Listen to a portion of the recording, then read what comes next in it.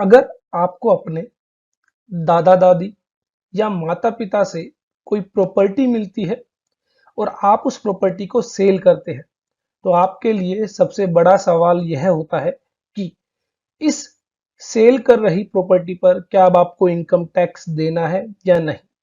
बहुत सारे लोगों को ये कंफ्यूजन है और काफी सारे लोगों को ऐसा लगता है कि ऐसी प्रॉपर्टी जो आपको अपने पूर्वजों से मिलती है, एंसेस्टर से मिलती है, अपने माता पिता, दादा दादी या फिर परदादा परदादी से मिलती है, तो उस प्रॉपर्टी की सेल पर आपको कोई टैक्स नहीं देना होता। इसके रिगार्डिंग एक डिटेल्ड वीडियो ऑलरेडी जो है हम YouTube पर अपलोड कर चुके हैं और वहां पर मैंने आपको बताया है कि ऐसी प्रॉपर्टी जो आपको अपने एंसेस्टर, अपने पूर्वजों से मिलती है, तो इस प्रॉपर्टी को अगर आप सेल करते हैं तो इस पर आपको इनकम टैक्स पे करना होगा। ऑलरेडी हम बहुत डिटेल में डिस्कस कर चुके हैं। यहां पर मैंने आपको बताया था कि आपके पूर्वज जब आपको कोई प्रॉपर्टी देते हैं, वो या तो विल के जरिए देते हैं या फिर गिफ्ट करते हैं, तो उस समय टैक्स नहीं लगता। लेकिन जब आप उस प्रॉपर्टी को किसी बाहरी व्यक्ति को सेल करते हैं, किसी थर्ड पर्सन को सेल करते हैं, तो ऐसे में उस प्रॉपर्टी को कैपिटल एसेट मानते हुए उस पर जो है इनकम टैक्स लगाया जाता है।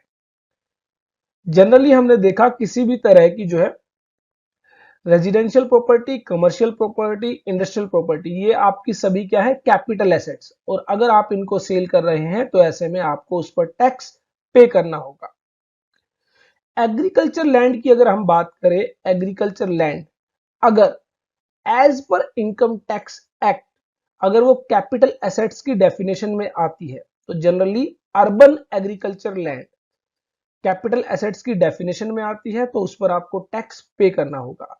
लेकिन अगर रूरल एग्रीकल्चर लैंड है जो इनकम टैक्स की डेफिनेशन में कवर नहीं होती है, तो उस पर आपको जो है इनकम टैक्स पे नहीं करना होगा। एग्रीकल्चर लैंड के रिगार्डिंग हम एक सेपरेट वीडियो में बहुत डिटेल में डिस्कस करेंगे।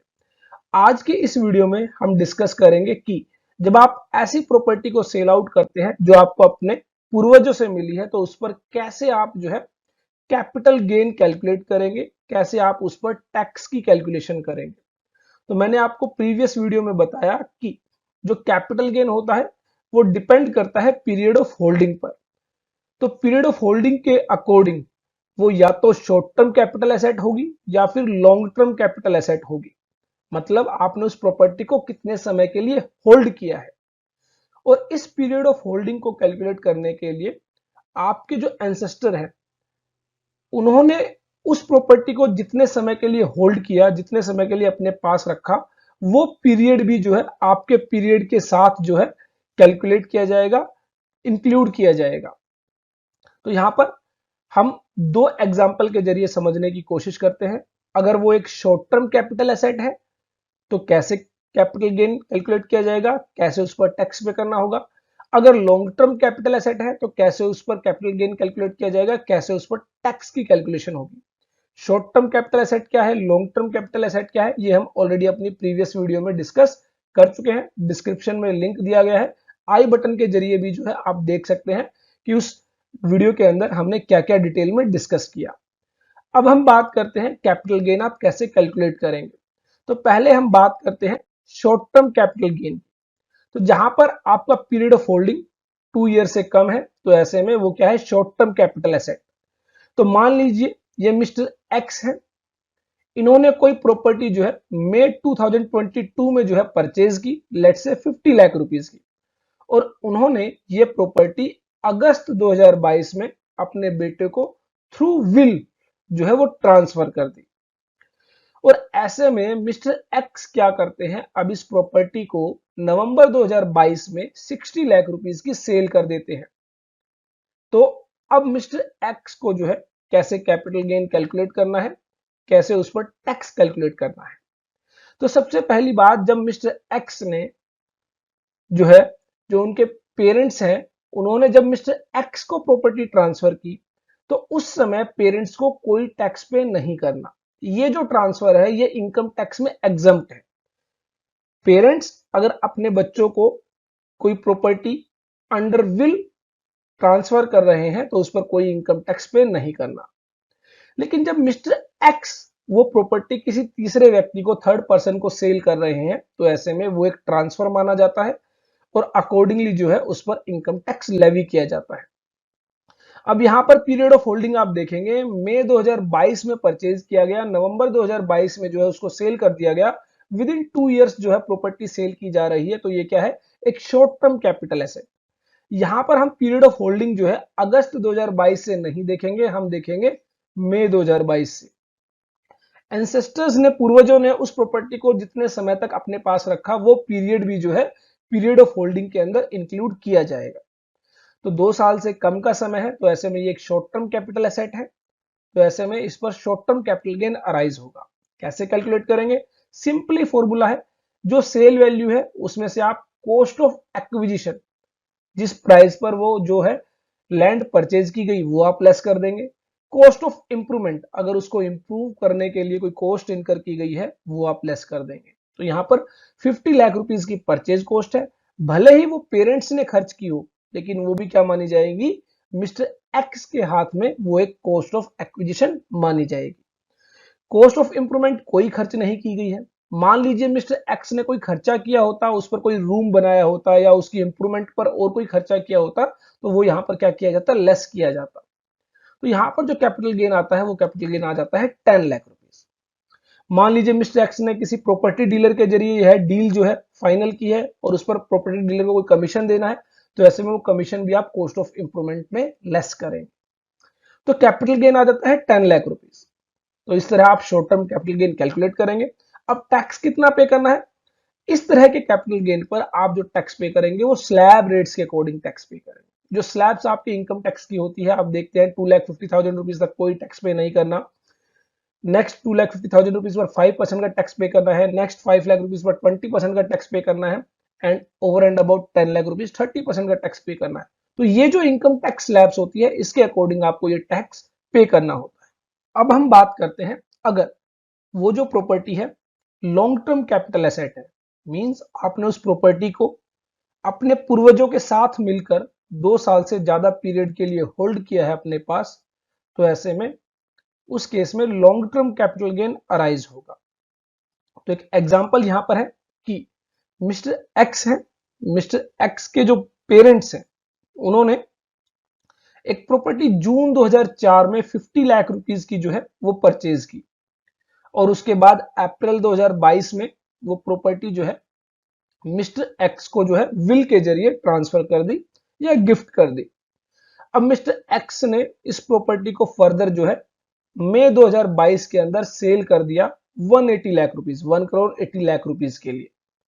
तो ऐसे में क्या मिस्टर एक्स को टैक्स पे करना होगा? The answer is yes. Capital asset है तो टैक्स तो पे करना होगा।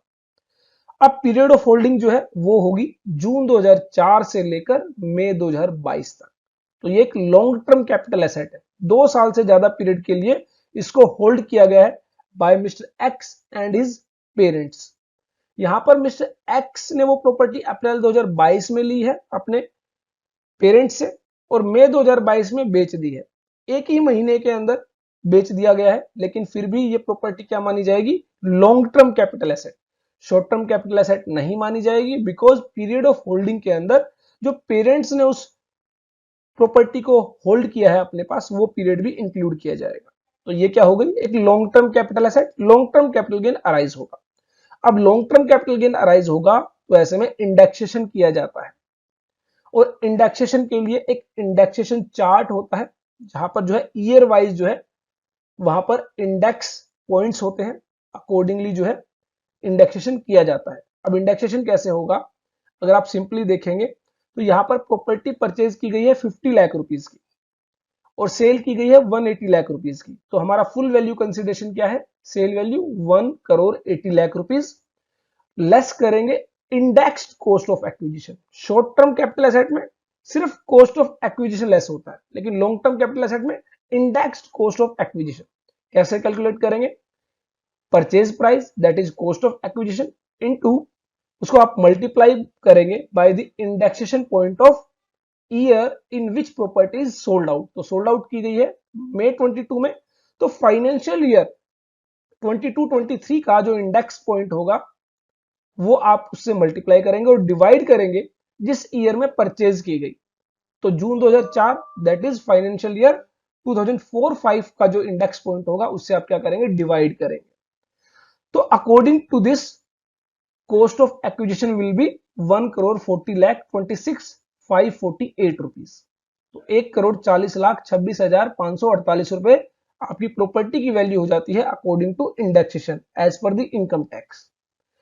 तो यहां पर आप लेस करेंगे इंडेक्स्ड कॉस्ट ऑफ इंप्रूवमेंट। अगर कोई कॉस्ट ऑफ इंप्रूवमेंट खर्च की गई है बाय द पेरेंट्स और बाय द मिस्टर एक्स, तो वो कॉस्ट ऑफ इंप्रूवमेंट आप यहां पर लेस करेंगे, उसका भी इंडेक्सेशन किया जाएगा। जिस ईयर में सेल की गई है उस इंडेक्स पॉइंट से मल्टीप्लाई करेंगे और डिवाइड करेंगे उस ईयर से जिस ईयर में इंप्रूवमेंट की गई है उस ईयर का इंडेक्स पॉइंट। तो यहां पर कैपिटल गेन अकॉर्डिंगली आ जाता है 39,73,452 रुपीज, जिस पर क्या होगा 20% का जो है टैक्स पे करना होगा। तो टैक्स आ जाता है 7,94,690 रुपीज। तो इस तरह आप लॉन्ग टर्म कैपिटल गेन पर लॉन्ग टर्म कैपिटल टैक्स जो है वो कैलकुलेट करेंगे। तो I hope short term capital gain कैसे कैलकुलेट करना है और long term capital gain calculate कैसे करना है वो आपको पता लग गया। शॉर्ट टर्म पर स्लैब रेट के अकॉर्डिंग टैक्स पे करना होता है और लॉन्ग टर्म पर 20% ऑफ दी जो है कैपिटल गेन जो है आपका इन दी फॉर्म ऑफ टैक्स आपको पे करना होगा। तो इस तरह आप जो है टैक्स की कैलकुलेशन करेंगे जब भी आप कोई एंसेस्ट्रल प्रॉपर्टी जो है सेल करते हैं। तो ध्यान रखें, अगर आप एंसेस्ट्रल प्रॉपर्टी सेल कर रहे हैं तो ऐसा कोई जो है रूल नहीं है कि उस पर आपको टैक्स पे नहीं करना। अगर वो एक कैपिटल एसेट है तो उस पर आपको टैक्स पे करना होगा। तो आई होप मेरी ये वीडियो आपके लिए यूजफुल है। देखते रहिए, लाइक करते रहिए, शेयर करते रहिए हमारे YouTube channel all about taxes को।